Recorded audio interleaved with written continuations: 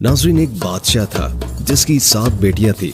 एक दिन बादशाह बेहद खुश हुआ और अपनी 7 बेटियों को बुलवाया और कहने लगा, मैं तुम सबसे एक सवाल करूंगा। अगर मुझे तुम्हारा जवाब अच्छा लगा तो तुम्हें तुम्हारी पसंद का इनाम दिया जाएगा। सब कतार में खड़ी हो जाओ और बताओ कि तुम किसका दिया खाती हो और किसका दिया पहनती हो। पहली 6 बेटियों ने जवाब दिया, ऐ अब्बा हुजूर, हम आपका दिया खाती हैं और आपका दिया पहनती हैं। ये सुनकर बादशाह बेहद खुश हुआ और उन बेटियों को उनकी पसंद की चीजें दे दी। जब सबसे छोटी बेटी की बारी आई तो बादशाह ने उसकी जानिब देखा। उसकी आंखों में मासूमियत और एतमाद छलक रहा था। वो धीरे से मुस्कुराई और अपने साफ और मजबूत लहजे में बोली, ऐ अब्बा हुजूर, मैं अल्लाह का दिया हुआ खाती हूँ और अल्लाह का दिया हुआ पहनती हूँ। यही मेरा नसीब है जो मेरे रब ने मेरे लिए लिखा है। जो कुछ भी मेरे पास है वो उसी की इनायत है। ये अल्फाज सुनकर दरबार में एक लम्हे के लिए खामोशी छा गई। ये जवाब एक आम जुमला नहीं था, बल्कि तवक्कुल, शुक्र और हकीकी समझ का आगाज था। उसके लहजे में ऐसी गहराई थी कि हर शख्स हैरत ज़दा हो गया। उसकी बात में एक गैर मामूली सच्चाई और आजिज़ी छुपी थी, जैसे वो दुनिया की तमाम नेमतों को हकीकी मालिक की तरफ मंसूब कर रही हो। बादशाह के चेहरे पर गुस्से और हैरत के मिले जुले जज्बात थे। वो शायद ऐसे जवाब की तवक्को नहीं कर रहा था, लेकिन ये छोटी सी शहजादी अपनी उम्र से कहीं ज्यादा समझदार और दाना लग रही थी।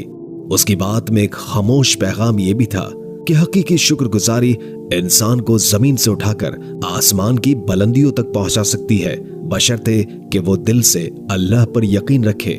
बादशाह ये सुनकर गुस्से से कांप उठा। उसके चेहरे पर गुस्से की सुर्खी नुमाया हो गई और धाड़ते हुए बोला, ऐ कमबख्त, तुमने मेरी नाशुक्री की है, मेरे एहसानात को नजरअंदाज किया है। ऐसी गुस्ताखी की सजा जरूर मिलेगी। दरबार में सब लोग खामोश हो गए। छोटी शहजादी ने नरमी से जवाब दिया, जो हुक्म अब्बा हुजूर।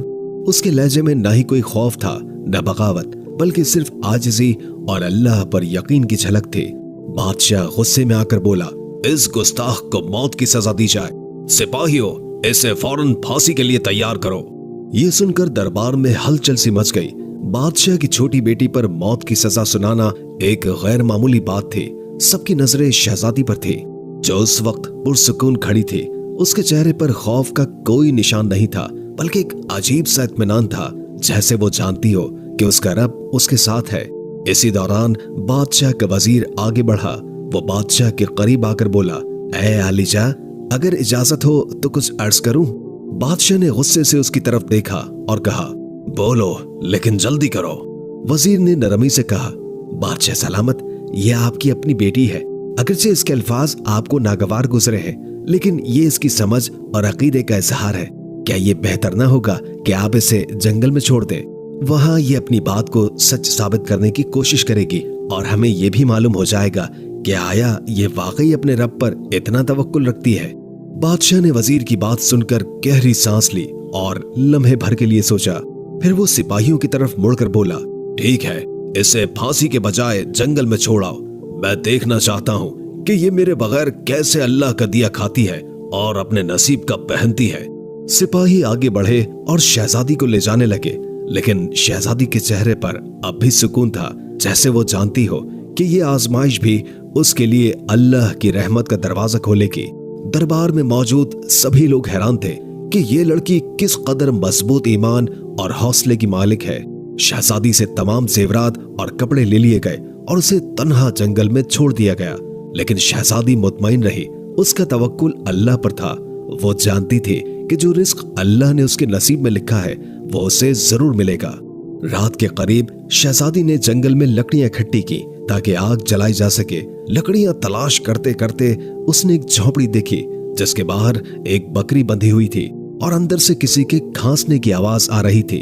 शहजादी ने झोपड़ी के अंदर जाकर देखा तो वहां एक बीमार बुजुर्ग चारपाई पर लेटा हुआ था। वो पानी पानी पुकार रहा था। शहजादी ने मटके से पानी निकाला और बुजुर्ग को पिला दिया। झोपड़ी की सफाई भी की। बुजुर्ग ने पूछा, बेटी, तुम कौन हो और इतने बड़े जंगल में अकेली क्या कर रही हो? शहजादी ने अपना सारा हाल बयान कर दिया। सुबह के वक्त बुजुर्ग ने कहा, मैं शहर काम पर जा रहा हूँ और 7-8 दिन के बाद वापस आऊंगा। तुम यहीं रहो, झोपड़ी में खाने पीने का सामान मौजूद है, साथ ही नदी है, पानी भर लेना, बकरी का दूध भी निकाल लेना। ये कहकर बुजुर्ग चला गया।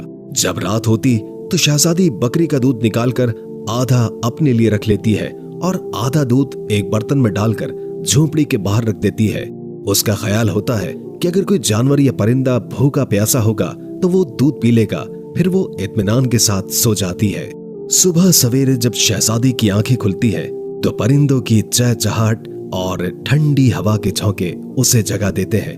वो धीरे से उठती है और झोपड़ी का दरवाजा खोलती है। जैसे ही वो बाहर कदम रखती है, उसकी नजरें बर्तन पर पड़ती है जो खाली होता है, लेकिन बर्तन के पास एक अजीब सी रोशनी झिलमिलाती है। शहजादी करीब जाती है और देखती है कि वहां एक इंतहाई कीमती लाल पड़ा है जो सूरज की रोशनी में दमक रहा होता है। शहजादी हैरत और खुशी के मिले जुले जज्बात के साथ लाल को उठाती है। ये देखकर उसके दिल में तजस्सुस पैदा होता है कि ये लाल यहाँ आया कैसे। फिर उसकी नजर बर्तन के इर्द गिर्द जमीन पर पड़ती है जहां सांप के निशानात साफ दिखाई देते हैं। उसके दिमाग में फौरन बचपन की एक कहानी गूंजती है जो उसे उसकी दादी अम्मा ने सुनाई थी। दादी कहा करती थी, जब कोई सांप खुश होता है या किसी से मुतासिर होता है तो वो अपनी खुशी के इजहार के तौर पर एक कीमती लाल उगल देता है जो हीरो से भी ज्यादा कीमती होता है। ये ख्याल आते ही शहजादी के चेहरे पर एक मुस्कुराहट आ जाती है। वो सोचती है शायद ये वही सांप था जो रात को दूध पीने आया होगा। वो भूखा और प्यासा था और दूध पीकर खुश हो गया। अपनी खुशी के इजहार के तौर पर उसने ये कीमती लाल यहाँ छोड़ दिया। शहजादी लाल को गौर से देखती है। उसकी चमक आंखों को खीरा कर देने वाली होती है। वो दिल में शुक्र अदा करती है और सोचती है ये अल्लाह की तरफ से एक और निशानी है कि वो अपने बंदों को कभी अकेला नहीं छोड़ता। ये वाकया शहजादी के दिल में मजीद यकीन और सुकून पैदा कर देता है। वो सोचती है कि अगर नीयत साफ हो और दिल में रहम हो तो अल्लाह अपने बंदों के लिए ऐसे रास्ते निकालता है जो इंसान की सोच से बाहर होते हैं। वो लाल को महफूज जगह पर रख देती है और दिल में अहद करती है कि आज रात फिर बर्तन में दूध रखेगी, ये देखने के लिए कि क्या ये मौजज़ा दोबारा भी होता है या नहीं। ये एहसास कि उसकी मदद के लिए कुदरत खुद हरकत में आ चुकी है शहजादी के दिल में एक नई उम्मीद और हौसला पैदा कर देता है। वो अपनी आजमाइश को अल्लाह की रहमत में बदलता हुआ देखती है और दिल ही दिल में मुस्कुरा कर कहती है, अल्लाह का शुक्र है जिसने मेरे सब्र और तवक्कुल को रायगा नहीं जाने दिया। शहजादी ये सोचकर हैरान होती है और दिल में सोचती है कि शायद सांप भूखा और प्यासा था और दूध पीकर खुश हो गया। खुशी के आलम में उसने लाल उगल दिया।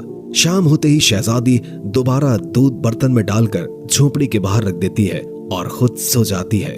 हर सुबह शहजादी देखती है कि बर्तन खाली है और एक नया लाल बर्तन के पास पड़ा हुआ है। इस तरह 7 दिन गुजरते हैं। हर दिन सांप दूध पीकर एक लाल उगल देता है। 7वें दिन वो बूढ़ा ज़ईफ बुजुर्ग काम से वापस आता है। शहजादी उसे पूरा वाकया सुनाती है और 3 लाल उसे दे देती है। वो कहती है, आप शहर जाएं और इन लालों को बेचकर महल बनाने का सामान और मजदूर ले आएं। बाकी 4 लाल शहजादी एक माला की शक्ल में गले में पहन लेती है। कुछ ही महीनों में जंगल में एक शानदार महल तैयार हो जाता है। महल में हर किस्म की सहूलत, नौकर चाकर और दुनिया की तमाम नेमतें मौजूद होती हैं।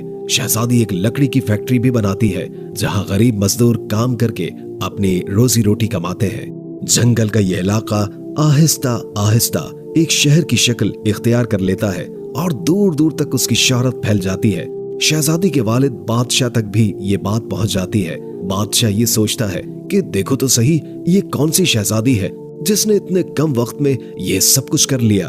बादशाह अपने सिपाहियों के जरिए शहजादी को पैगाम भेजता है कि फुला मुल्क का बादशाह आपसे मिलना चाहता है। शहजादी सिपाहियों को पैगाम देती है कि दावत इस शर्त पर कबूल की जाएगी कि बादशाह अपनी तमाम बेटियों के साथ हमारे महल में तशरीफ लाए। बादशाह इस शर्त को कबूल कर लेता है और एक दिन अपनी 6 बेटियों को लेकर महल में आ जाता है। शहजादी नकाब करके अपने वालिद और बहनों से मुलाकात करती है और 7 रंग के खाने पेश करती है और हर खाने के साथ उसी रंग का लिबास और जेवरात पहन कर आती है।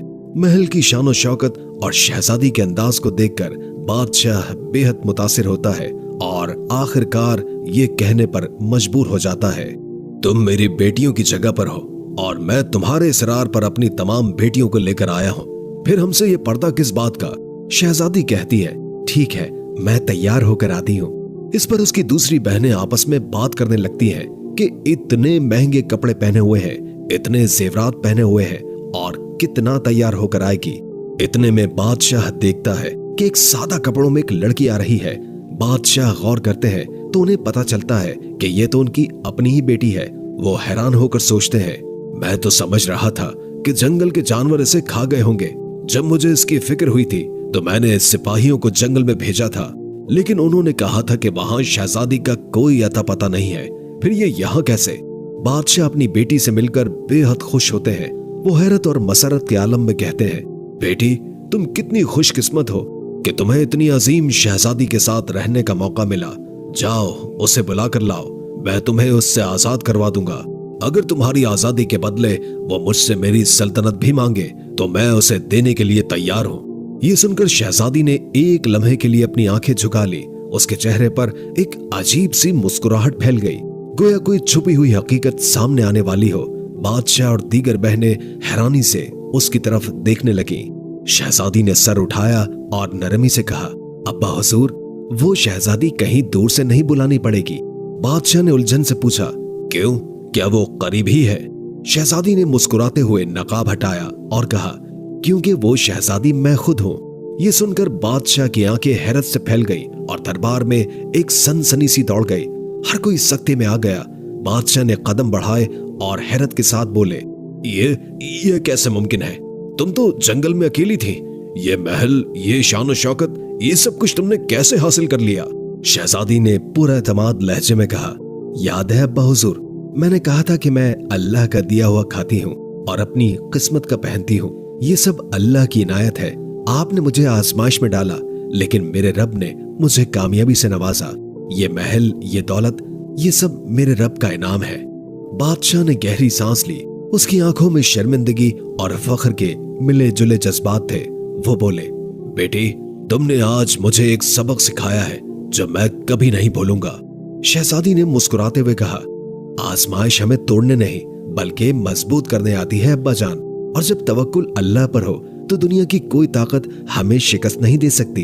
ये लम्हा बादशाह और सबके लिए एक गैर मामूली मोड़ बन गया, जहां एक बेटी ने अपने सब्र, तवक्कुल और हौसले से साबित कर दिया कि अल्लाह के फैसले हमेशा बेहतरीन होते हैं। शहजादी मुस्कुराते हुए बोली, बाबा, बात भूल गए क्या? बादशाह ने कहा, वो क्या? शहजादी ने कहा, मैंने आपसे कहा था कि मैं अल्लाह का दिया हुआ खाती हूँ और अपनी किस्मत का पहनती हूँ। देखिए, मैं अल्लाह का दिया हुआ ही खा रही हूँ और अपनी किस्मत का ही पहन रही हूँ। ये सब मुझे मेरे अल्लाह ने अता किया है। शहजादी ने मजीद कहा, बाबा जान, अल्लाह ने मुझे कहां से कहां पहुंचा दिया है और आज मैं आपसे भी ज्यादा अमीर हूँ। ये सुनकर बाकी तमाम शहजादियां दिल में सोचने लगी, काश तब हमने भी यही कहा होता कि हम अल्लाह का दिया हुआ खाते हैं और अपनी किस्मत का पहनते हैं। इस कहानी से सबक मिलता है कि हमेशा अल्लाह ताला जिस हाल में भी रखे उस पर खुश रहना चाहिए। जो इंसान अल्लाह पर तवक्कुल रखता है, अल्लाह उसे कभी तन्हा नहीं छोड़ता। नाज़रीन, आप हमें कमेंट बॉक्स में जरूर बताएं कि ये कहानी आपने अपने बचपन में अपने दादा दादी, नाना नानी या किसी बुजुर्ग से सुनी है या आज पहली बार सुन रहे हैं। अगर आपने ये वीडियो मुकम्मल देखी है तो कमेंट बॉक्स में मुकम्मल का लफ्ज जरूर लिखें ताकि हमें पता चले कि कितने लोगों ने हमारी वीडियो को आखिर तक देखा है।